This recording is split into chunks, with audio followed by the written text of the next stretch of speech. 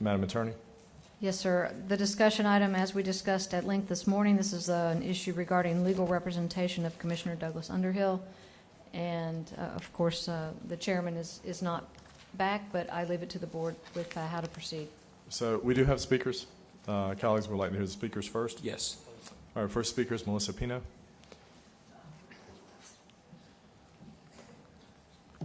Thank you, Melissa Pino, 413 Southeast Boblets. This case isn't finished yet. It's getting appealed. Ms. Rogers said this morning that you do not have to pay this money yet. Why would you want to pay forward money on something that's not finished yet? It just doesn't make any sense. Now, I'm not a lawyer. I'm not a judge. Better minds than me say that a good percentage of people think that that ruling might be overturned, that it might be found that county commissioners don't have diplomatic immunity. Yes, you guys have some immunity, but there's a chance it could get overturned. Why would you pay the money now and then have to bring it back if it gets overturned? What if it goes all the way up? You're just going to continue to keep paying it when it goes all the way up the system? It just doesn't make any sense to me. I don't get it. Some of us have to pay our own legal fees, but I would have agreed if this didn't get appealed that you guys should be reimbursing the money, and I would have supported that, Commissioner Underhill, because you won that level of trial fair and square, but it's not finished. So why pay the money now? Makes no sense whatsoever. There is something of a track record with monies not being returned. County monies not being returned and having to be battled back. That's the taxpayer money. It's going to be like when it's personal finances. So please delay this. Ms. Rogers has said that you could legally, you're on firm standing, and Commissioner Underhill, we're all expecting that, as you have recognized previously, that's a conflict of interest for you to vote on these things when you're involved. You've always recused yourself, so we're all expecting that to happen tonight. Thank you. Thank you, Ms. Pino. The next speaker is Scott Miller.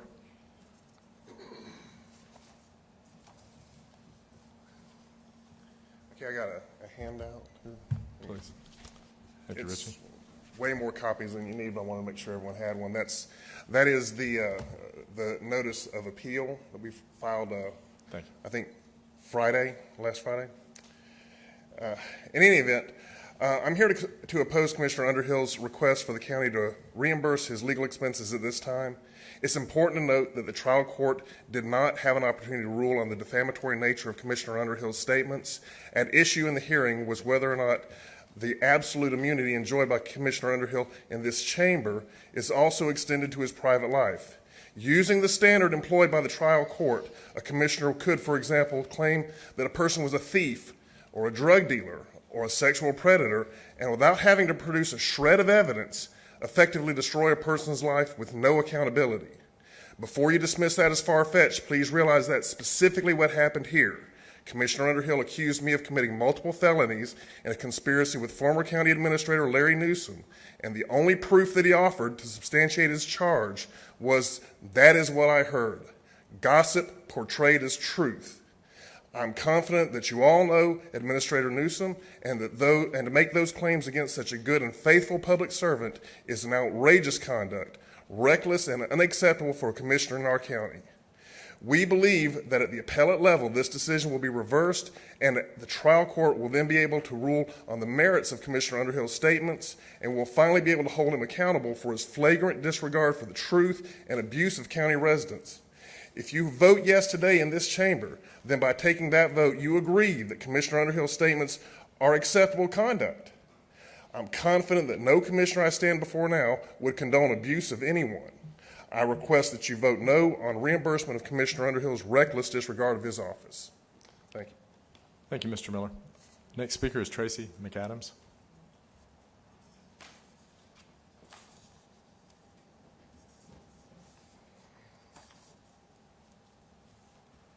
Tracy McAdams.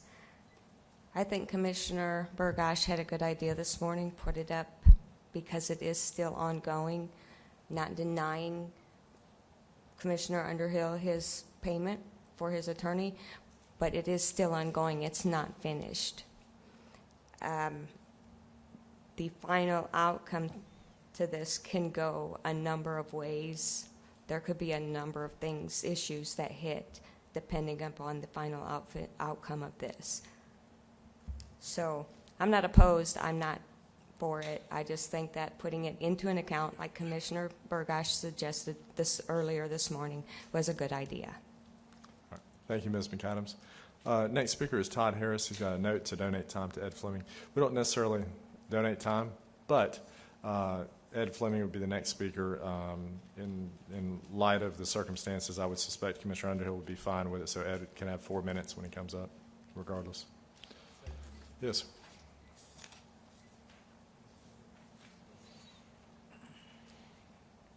Good evening, staff, members of the council. My name is Ed Fleming, and I'm here to speak on behalf of the motion. Now, my right to be paid attorney's fees exists however you vote tonight, so I'm not here singing for my supper, so to speak. Mr. Underhill is going to pay me one way or the other. But I'm here because I think this is a very important policy issue. You've had a couple of speakers say, well, why don't we wait to the end of the case? And I've heard that feeling expressed by others. There's an axiom at law, often repeated and ever true, that says justice delayed is justice denied.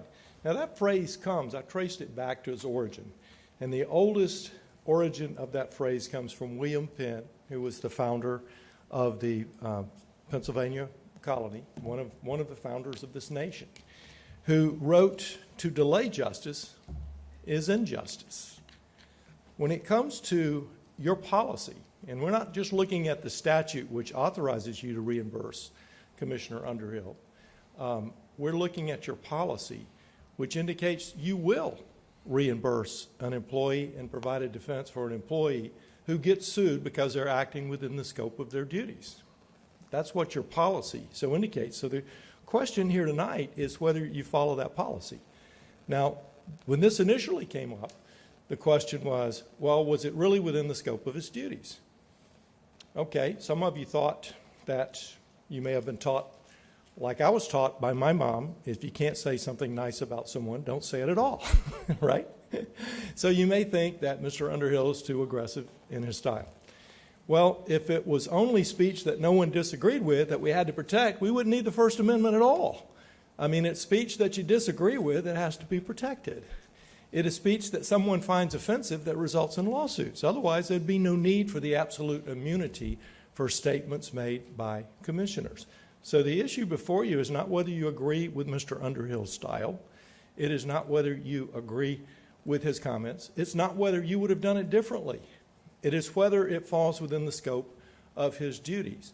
Now, the trial court found, and it was well supported, and one of the speakers said, well, I've talked to a lot of people who disagree. Well, you know, there's not a vote on that. It's a matter of law controls. And the law was very clearly supporting the judge's decision that the duties of a commissioner involve more than just showing up and pushing yes or no on positions that are before you. It includes getting into the public arena and debating issues. And when you get into that arena, you get hit and you hit back. And how you hit back is protected. Just like anyone can say just about anything against you that they want to say and have great protection under the First Amendment. The law gives you the reciprocal right to fight back, to make comments back, to get involved in the debate, and enjoy absolute immunity if it falls within your duties. The courts have said those duties are very broad, and they include making comments to a newspaper reporter. After you leave this meeting, you can make comments to a newspaper reporter who then filters whatever you say and puts it in print. Social media has allowed people to get involved in that debate on public forums such as the one Mr. Underhill engaged in without the filter of a reporter. And that is the new medium. That's what courts are finding. That's what this court found. We believe it will be affirmed. But the issue of justice being denied, if it's delayed, is if you don't provide a defense until 2 years, 3 years, 4 years after litigation is completed, and the employee or you have to pay tens of thousands of dollars in the defense, you may not have justice at all, and that would constitute injustice. Thank you. Thank you. Board, that I have a completes question for the speaker. speakers. Oh, sure. Mr. Fleming might come back forward. Commissioner Underhill. Mr. Fleming, what does the law affords some level of privilege and uses terms like, the statement here that if we, it would relegate the immunity to be so uncertain as to chill communication. What is the net effect of elected officials having to come out of pocket of tens of thousands, perhaps $100,000 for an extended period of time, maybe a couple of years? What is the net effect of that on our free society and the way that we do business? Two effects. Number one is I think the commissioners would be loath to get involved in the public debate, and that would be contrary to the duty of commissioners to get involved in the public debate.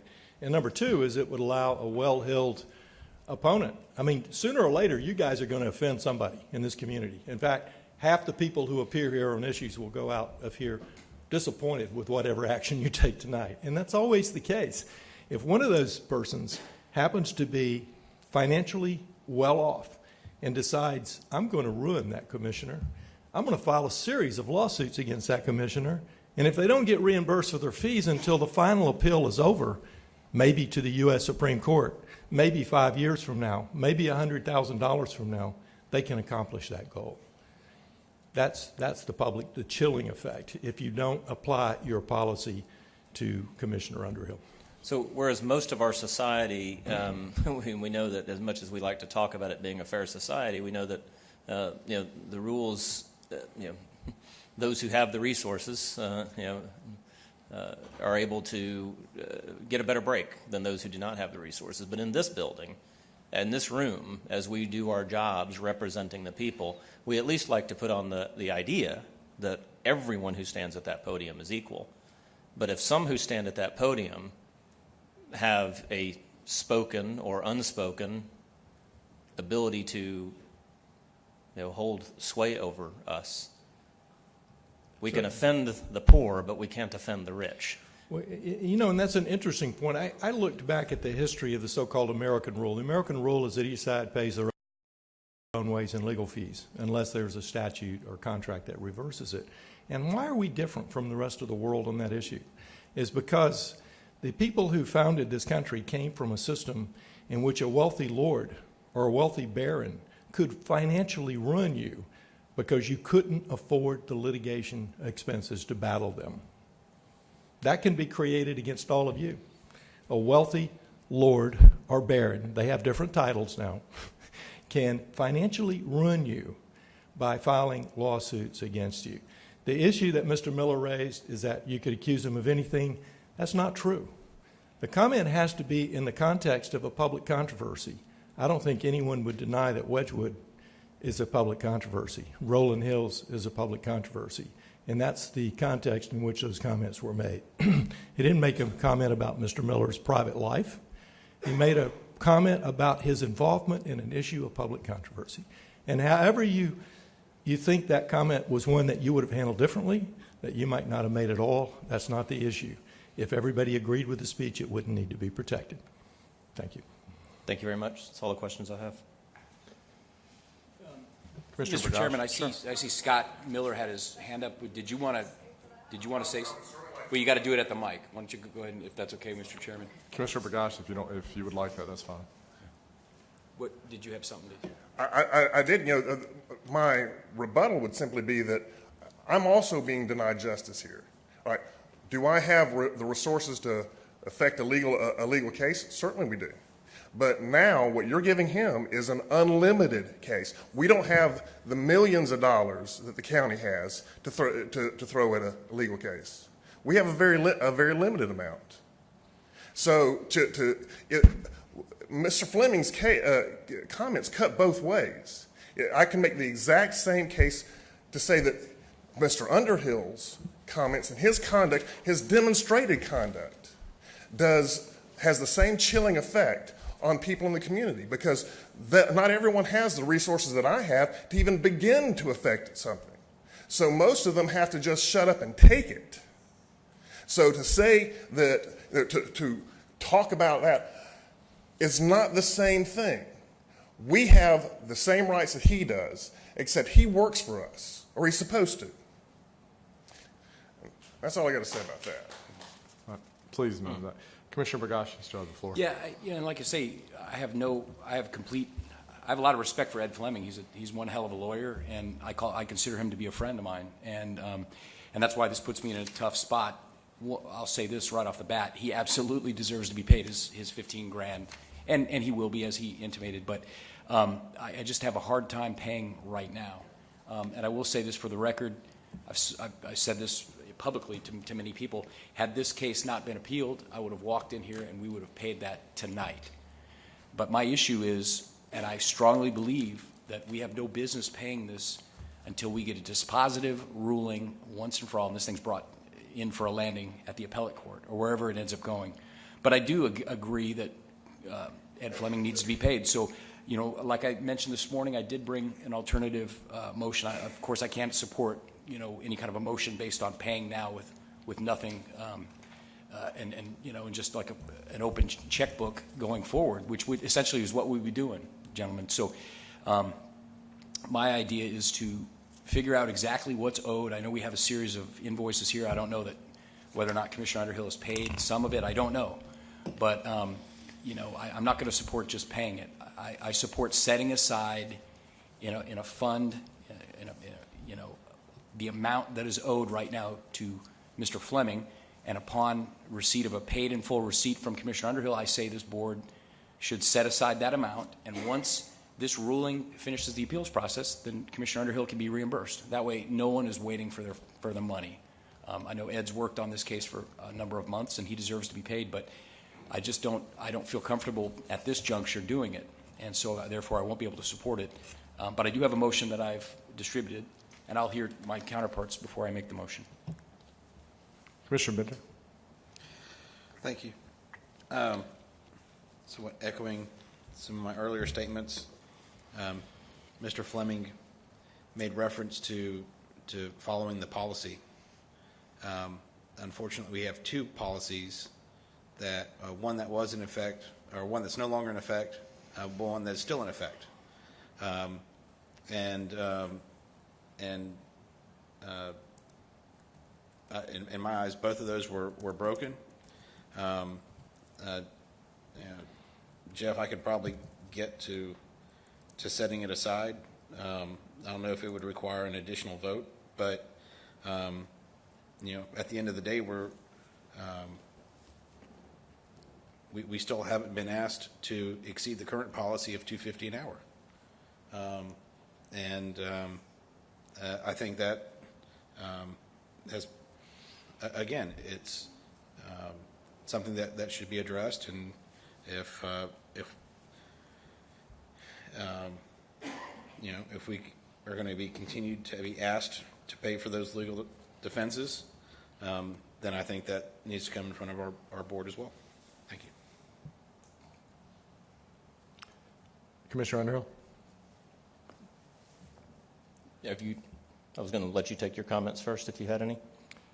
They'll be relatively brief. I'm going to have, I'm going to have an issue getting to where either one of our other colleagues are at here this evening.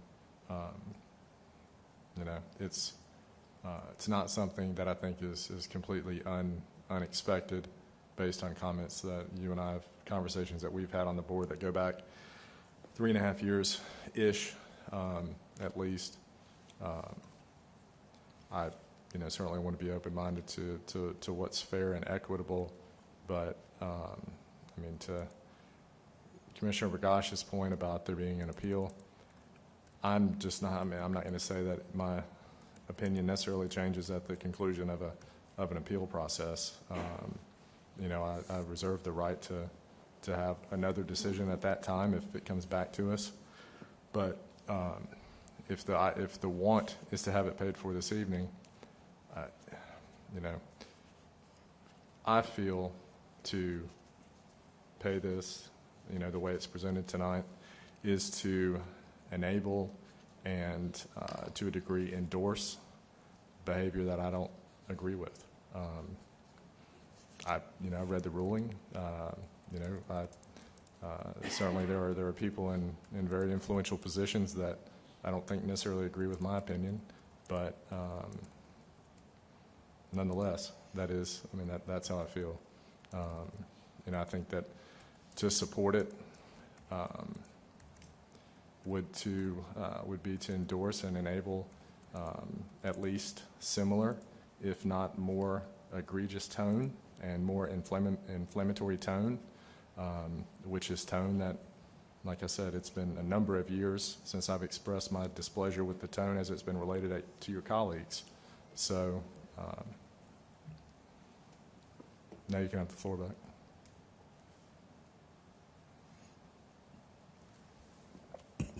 Thank you very much, Mr. Vice. It's interesting that we have a fairly robust court ruling, and while we talk about whether or not that will be overturned in appeal, you have literally one page handed to you with no discussion about the grounds on how that's going to be appealed. You have not one single comment from one single commenter about any part of the case law that was cited or about Judge Petrie's actions. And that's probably wise because anybody that wanted to get in a battle of legal wits with Judge Petrie would probably be in a bad position. The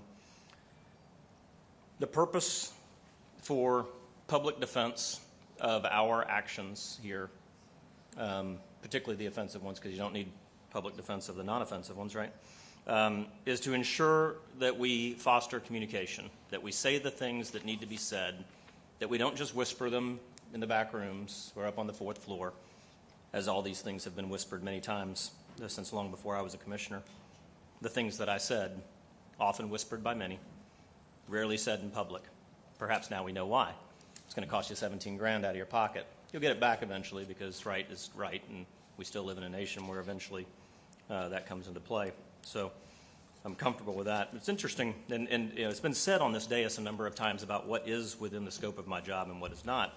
And while certainly we each make those decisions and those for ourselves and how we conduct ourselves, that is only between us and ourselves.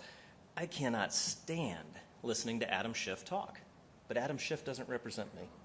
And my opinion about Adam Schiff is irrelevant. It's between him and his constituents, and that and his fate is cast every election, just as ours are. So the point behind public funds to defend us in these cases is very important, because without it, the only people who have a voice are those who have the funds to sue us into silence if we say something they don't like. The judge specifically said it is not beyond the orbit of the county commissioner to engage in discussions with the public regarding matters pertaining to policy. He went on very specifically to say that the new medium is just as valid, in fact said is actually more valid than the old medium, and I thought that was a very well-articulated discussion that he put in place. He says, denial of immunity in the context of this mutually desirable debate, including statements intended to undermine the messenger to attack the message, would relegate immunity to be so uncertain as to chill communication. If we do not defend each other's right to say things that we find offensive, then the reality is there is no public discourse. And if the five of us, it's astonishing to me, quite frankly, that the five of us aren't talking about the pollution in Wedgwood anymore. We don't talk about it every time we come to the dais because we're the only 5 people in the county that are not. I want to go back to the things that I said. Let's not forget the comments for which I was sued. They are, in fact, 100% factual. It is a matter of public record that the Rolling Hills dump has had a horrible impact on the community and people of Wedgwood. It is a matter of public fact that Mr. Miller and his business partners extracted significant wealth from that community and left an expensive cleanup project at the feet of the taxpayer. It is a matter of public record that Mr. Miller stood at that podium many times over the years and stated himself as a representative of Rolling Hills. These actions were taken by a corporation, there's no doubt about that. But Rolling Hills Landfill and South Palafox property are not simply faceless forces in our community. The decisions that impacted these citizens and polluted our community were made by men, Mr. Miller and his friends.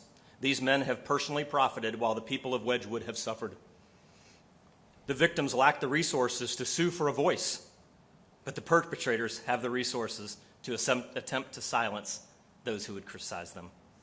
If you are more offended by my words about their actions than you are about their actions themselves, that is a moral construct that I cannot begin to comprehend. I understand, gentlemen, that each of you will vote your conscience on this matter. And as I have said many times, Jeff, there's a lot of things that you say that are offensive to me. No matter what you say that is offensive to me, I will forever defend your right to say those things. I have done so with my career as a military officer. I will do so with my vote from this dais. I will never let your children suffer because rich and powerful men do not like the way you do your job. I say that to all of you. I promise you that no matter how many times you vote against me on things like this. Board members? I'd entertain a motion, discussion, whatever direction you guys would like to go. Doug, you bring up an interesting point, and you mentioned it before, and that's the root of this is Rolling Hills. I felt the comments that you made from this dais a couple months ago explaining the situation and somewhat explaining the post in which this surrounds were well stated. And had those comments come from this dais, you probably wouldn't be in the situation that we're in today. On the other hand, is that we did have a policy in place. I wasn't suppressing. I mean,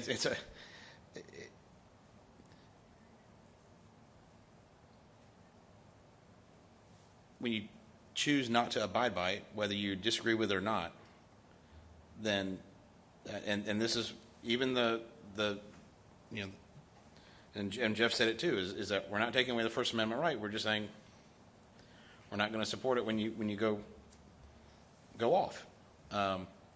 You know, I think, you know, to a degree, yeah, we can have all the dialogue that we want when we're up here, and I think when we make the vote, that becomes the board's decision to then have members that then go out and advocate against board direction. I think makes us look bad.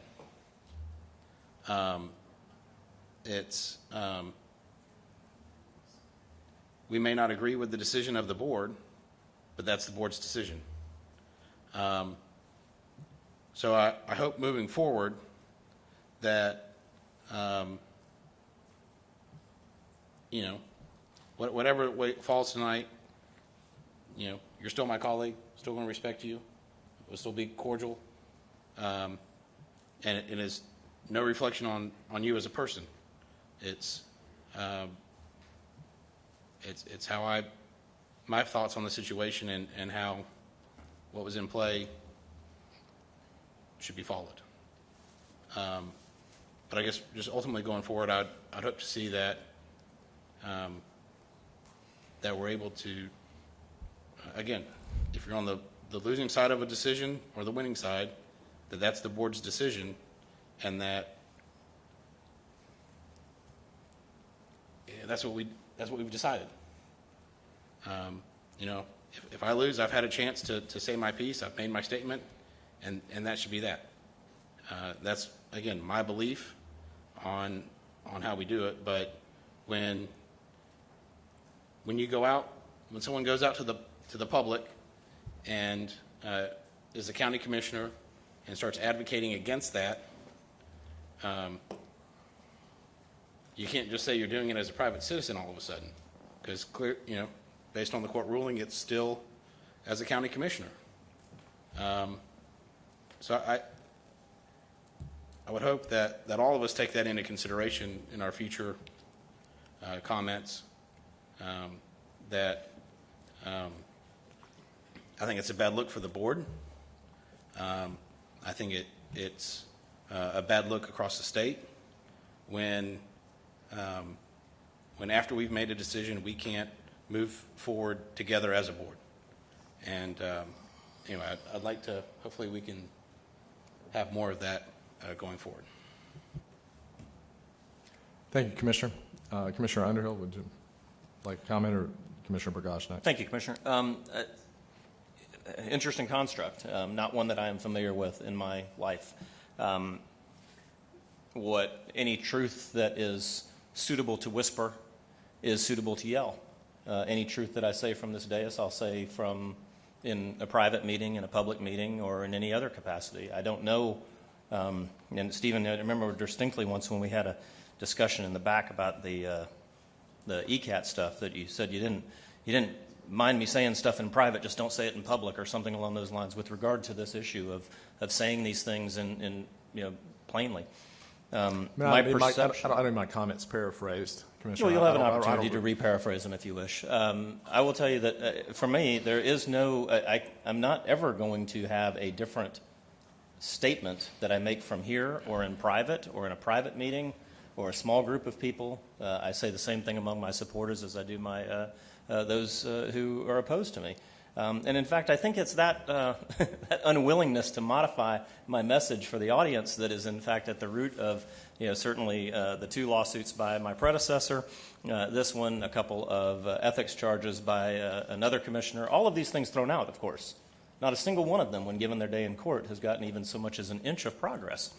So, I mean, Commissioner Bender, you at one point said, I hope we can, continue to be, gentlemen. Well, certainly we can. I mean, nothing that we disagree with on this dais in any way modifies that at all, in my opinion. It simply isn't. There's just not that much emotion involved for me. But I will tell you this: that if I come here and I lose a vote 4-1, I don't change my mind. Yes, that's the position of the county, but we are not a unified board because we do not represent a unified people. And in fact, if the 330,000 people that we represent all agreed on stuff, we wouldn't need to have a representative democracy. We're here to do the hard work. The easy work, the consent agenda, is easy. That's why we get through it so quickly. But it's actually the things that we disagree on that really make us earn our living. So, I mean, like I said, I don't see. I mean, certainly Jeff and I scrap pretty hard and disagree on a lot of things, and it never once really perceived that as being personal. Yeah. So I hope that. I have no personal ill will towards you or anybody else. I mean, Lumen takes every opportunity he can to bring up Rawson Lane, a vote that was very clearly not in his favor. But it was clearly the vote of the people, or the vote of the five. He shouldn't shut up about that. He should always be articulating the voice of those who did not win. Well, the people who didn't win in Mr. Miller's case are the people of Wedgwood. We know from the documents that are public record that something like 7 mortgages, millions of dollars, were taken off out of that property. That's wealth extracted from that neighborhood. Who is speaking for and going after that wealth? And if you think for a minute that you can go after that wealth to try to recoup the money that was taken away from those people, and perhaps one day be able to look at Lafayette Souls Woods and say, we brought back something. We can't give you your health back, but we've got something. If you think for a minute that you can go and get that kind of money for those people, that you can extract money out of those people who extracted it out of Wedgwood, you think you can do that without offending rich people? You won't. You cannot. Guys, I'm going to tell you, I'm going to keep fighting.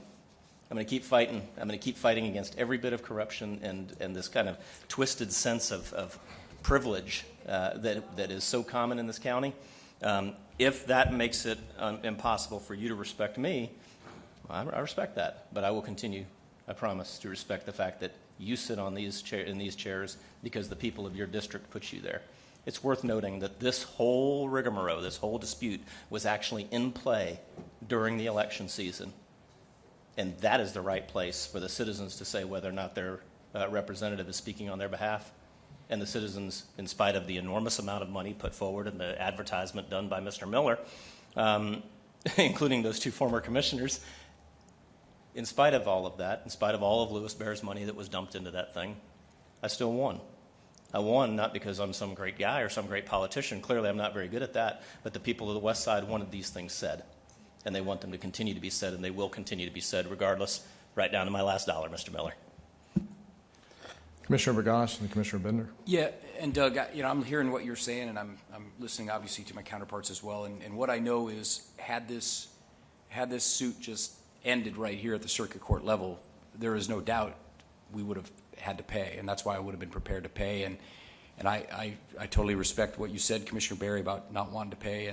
But the fact of the matter is, had we not had this not been appealed and we were presented with this, we would have had to pay. Otherwise, I have no doubt that this would have been taken to the court and we would have been compelled to pay, and then we would have been paying even more. We would have been paying fees on top of fees. So, but the wrinkle is this appeal, and again, I'm trying to split and do something fair.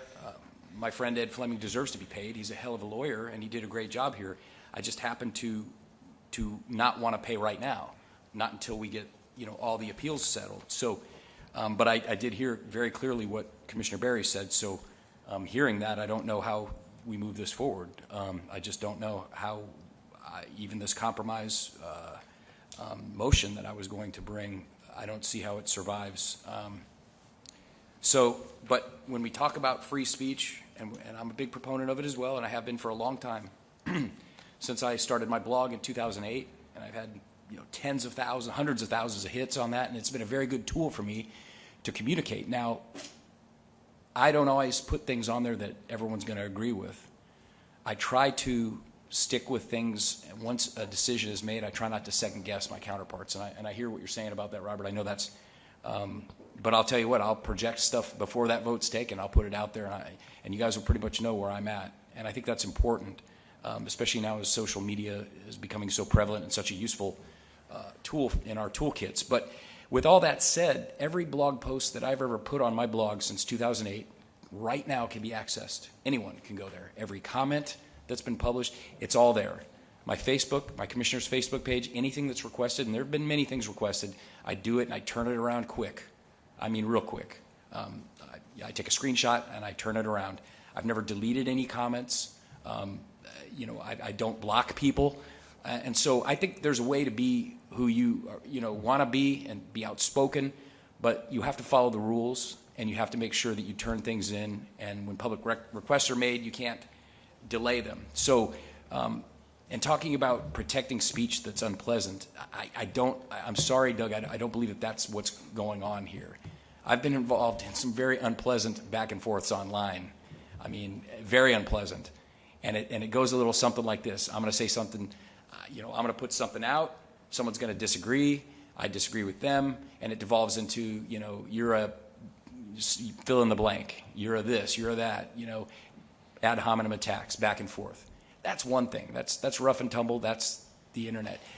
And that's social media. But when it goes to another level and accusations are made about people, specific allegations, conspiracy, attacking a certain entire demographic, you'll never find any of that in any of my posts. You'll never find me attacking individuals and accusing them of conspiring to do things like that. I mean, I think you cross a line there. And I understand that the ruling came back in your favor this time around, but and I get it. There's some case precedents that says you have a broad immunity, as we should. But I think the question that hasn't been answered yet is whether or not those statements, we all know about the Wedgwood situation, but those statements outside of that, where we talk about the conspiracy to undermine an entire ethnic community and steal their money and steal their property, I don't think that's part of your job. I don't think that has anything to do with your actions as a commissioner. The judge here says maybe he thought it was. I think if it goes to the appeals court, there's a high likelihood it gets remanded back at a minimum, overturned possibly. While I like that judgment as it stands, it sure is nice for us. It gives us a lot of protection. I just don't believe that it will stand. And so with that, I do have a substitute motion, but I just don't know if I'm inclined to make it. I mean, it could die for a second. I mean, Commissioner, there's not a, I mean, you certainly, obviously anybody's welcome to make whatever motion they'd like, but I mean, it's a, it's a discussion item from the county attorney's report. It doesn't take action. Our colleague may ask to not take action rather than have to bring it back after action's taken that didn't go the way that he would rather. And Mr. Chairman, I understand that, and that's why I felt like striking the balance here.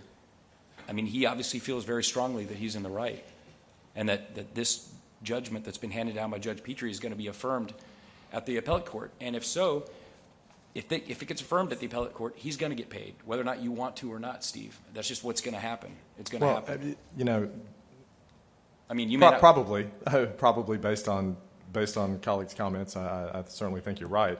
But to say that the decision is absolutely made there, I don't believe that. Or it wouldn't come back to us. If we weren't a necessary part of it, it wouldn't come back to us. Sure.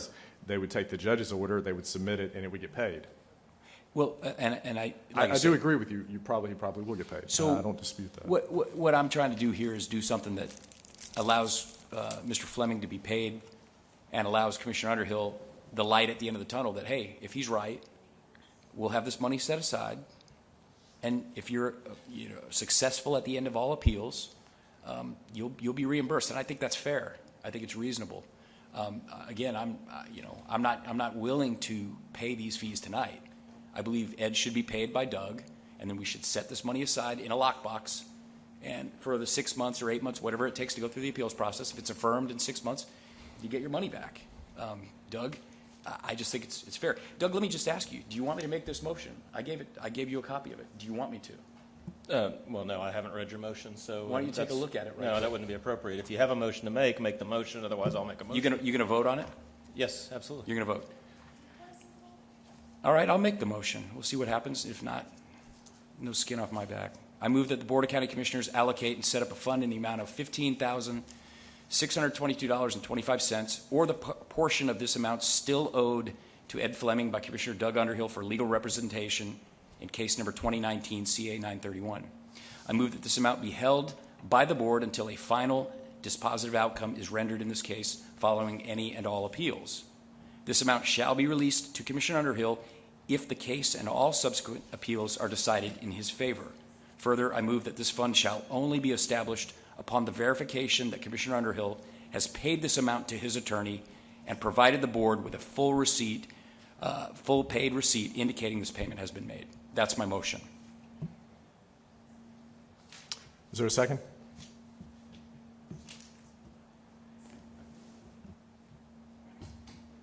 Okay, motion dies for lack of a second. Is there another motion or any more discussion from the board? I'm sorry, Mr. Bender. It was really to talk about, again, the Rolling Hills. I mean, I think these comments were made about 8 months ago. There have been additional comments. And, I haven't seen anything come in front of this board for the board to take action with regard to Rolling Hills or the entity that was operating it.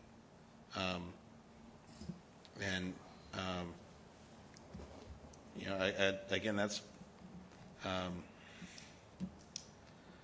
we're somewhat losing sight of the issue at hand, of that this is still in our community and there's still work to be done. So to say that we aren't talking about it,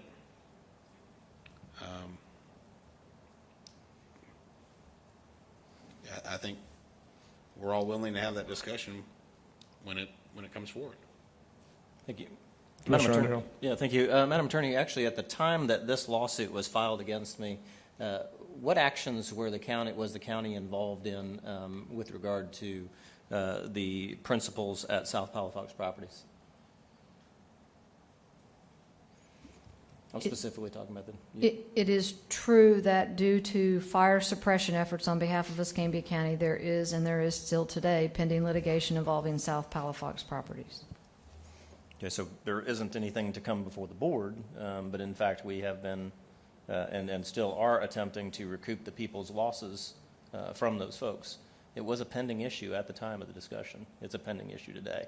And until those people are put whole, which I fear probably will not happen in their lifetimes, it is a pending issue before this board. Any other comments? Yeah. Well, I will give you gentlemen the opportunity to be on the right side of where this thing is going. And the reality is that while language may be offensive, we should be protecting one another from politics by lawsuit. So I move that the board accept the bill from Ed Fleming, pay it in full, and continue to pay his defense, or pay for my defense through his firm, through any appeals that may or may not come. It really isn't an appeal. That's just I'm going to appeal. So the motion is to pay the bill and to continue to pay for the defense of my actions and the defense of against Mr. Miller and whomever else is going to sue me over this. There's a motion. Is there a second? All right. Motion dies for lack of a second as well. Board, any other comments related to it? Oh, Madam Attorney? That concludes my report.